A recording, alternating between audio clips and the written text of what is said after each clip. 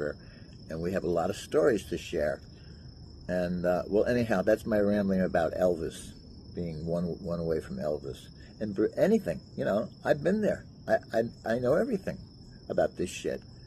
You know, me, Bruce Springsteen, Al Cooper, and Stephen King were sitting at the bar at the bottom line. I just came back from taking a piss with Leslie West next to me. The guy's 3 feet tall and 3 feet wide. Well, God bless one-legged old Pete there. So anyhow, I come back, we're sitting there, and everybody was still drugging. And so I think there was a mirror. But basically, we see two girls wanting an autograph. So I swear to God, it was like a Western, in slow-mo. They're all pulling out their, instead of their pistols, they're pulling out their pen. And the girls didn't go to anybody. They went to Stephen King. So that was interesting. And fucking Stephen King's head was so swelled for the rest of the fucking week. That was the first rock bottom remainders. I was the original leader of the band. But Al Cooper came in. And he was happy to do it, and I was happy not to do it. So, but I got some great stories about that. But anyhow, here's the story that make me au courant. Back in the 70s, I left college, started living on Christopher and Bleecker Street with Chuck's sister Joan, my Ophelia. We can talk about that. That's a great story. Epicenter of the homosexual explosion. I was there for that, and the AIDS. Oh God! So we keep going. First wedding I ever went to was two guys on Fire Island.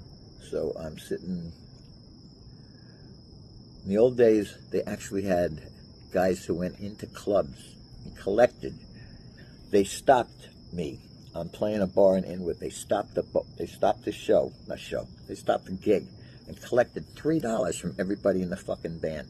And the guy who used to work at, the marshal, if you will, he thought he was Kojak, and he had a shaved head and a leather jacket and sucked on a lollipop and actually shook it down for $3, and you're making 30. Well, anyhow, the last viable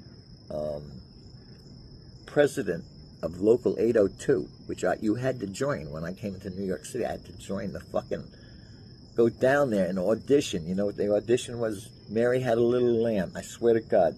So, on guitar. And $80. I was driving a cab. It was easy to get around. And so,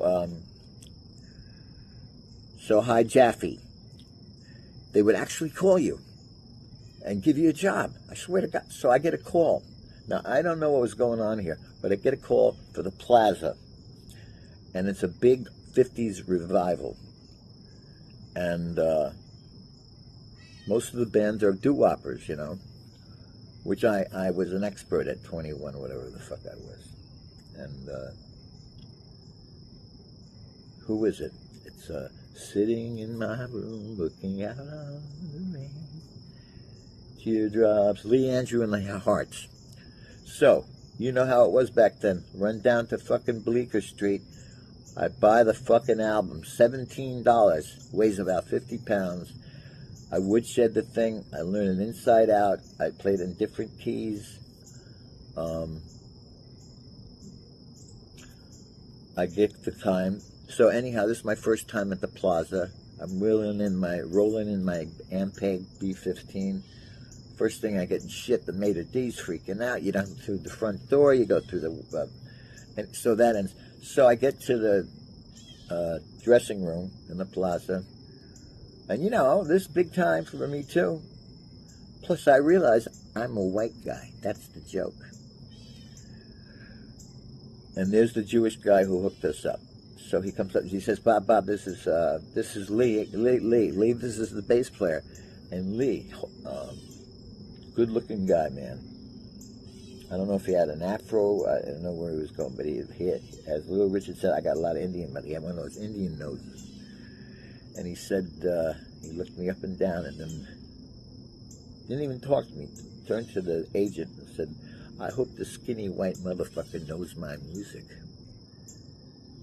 So at that time, at that very moment, I looked to see my bass, which is precariously perched against one of those makeup things, being knocked over by a little boy in a diaper. And it hits the ground and it goes kabong. And this beautiful wife of Lee Andrews says, "Oh, I'm so sorry. What's your name?" And I said, "My name is whatever you want it to be so nobody kills me." So anyhow, I cut the gig.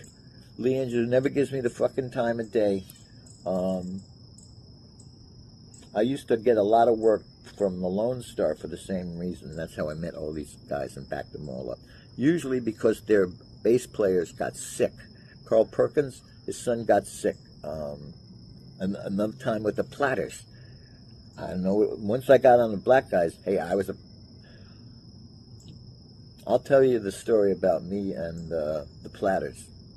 But that's another story. Well, anyhow, so I'm watching television and I'm seeing this guy, Roots, Questlove. So I look him up. I like what he's doing. And I look him up, and his father is Lee Andrew, of Lee Andrew and the Hearts.